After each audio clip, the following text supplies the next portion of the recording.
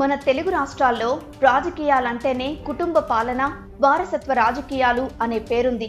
ఏ పార్టీలో ఉన్నప్పటికీ కొన్ని దశాబ్దాలుగా తెలుగు పాలిటిక్స్ లో ఎదురు లేకుండా హవా సాగిస్తున్నాయి కొన్ని కుటుంబాలు. ఈసారి అలాంటి ఫ్యామిలీస్ లో ఒక్కరంటే ఒక్కరికి కూడా టికెట్ దక్కకపోవడం ఆశ్చర్యకరం. ముఖ్యంగా ఇది తెలుగుదేశం పార్టీలో ఎక్కువగా కనబడుతోంది. గుంటూరు జిల్లాలో కొన్ని దశాబ్దాల పాటు స్థానిక రాజకీయాల్ని శాసించింది కోడెల కుటుంబం. కోడెల శివప్రసాదరావు మృతితో ఆయన కుమారుడు శివరాంకు టికెట్ ఇస్తారని అంతా భావించారు. ఆయన కూడా సత్తెనపల్లి టికెట్ను ఆశించారు.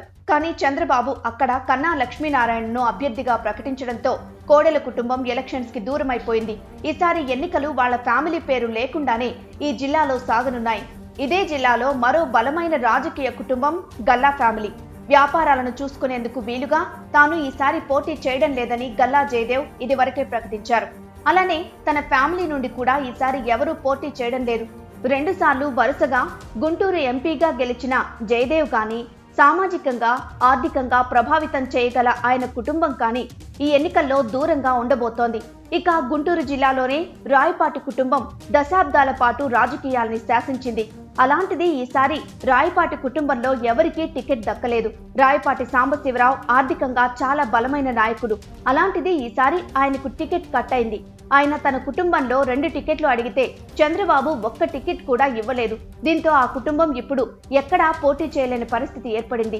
వెస్ట్ గోదావరి జిల్లాలో ప్రబలమైన నాయకుడిగా వెలిగిన మాగంటి బాబు కుటుంబానికి కూడా ఈసారి టికెట్ దక్కే అవకాశం లేదు. ఏలూరు పార్లమెంటు టికెట్ బీసీ సామాజిక వర్గానికి ఇవ్వాలని చంద్రబాబు భావించడంతో మాగంటి బాబు కుటుంబం ఎలక్షన్స్ కి దూరంగా ఉండనుంది. అలానే కృష్ణా జిల్లాలో గెలుపోటములు సాధించే స్థాయిలో ఉన్న వంగవీటి ఫ్యామిలీ తన ప్రభావాన్ని పూర్తిగా వినియోగించుకోవడం లేదు. వంగవీటి రాధ గత ఎన్నికల్లో పోటీ చేయకుండా కేవలం ప్రచారం మాత్రమే చేశారు. ఈసారి కూడా అలానే ప్రచారానికి మాత్రమే పరిమితం అవ్వాలని నిర్ణయించుకున్నారు. పైగా ఆయనకు టికెట్ దక్కే అవకాశమూ లేదు. దీంతో వంగవీటి కుటుంబం మరోసారి ప్రత్యక్ష ఎన్నికలకు దూరంగా ఉండనుంది. అలాగే వైసీపీలోకి తాజాగా ఎంట్రీ ఇచ్చిన ముద్రగడ కుటుంబానికి కూడా టికెట్ దక్కలేదు.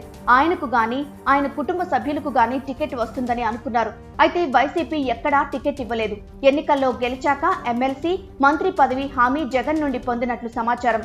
దాంతో ముద్రగడ ఆయన ఫ్యామిలీ ఈసారి ప్రచారానికే పరిమితం కానున్నారు.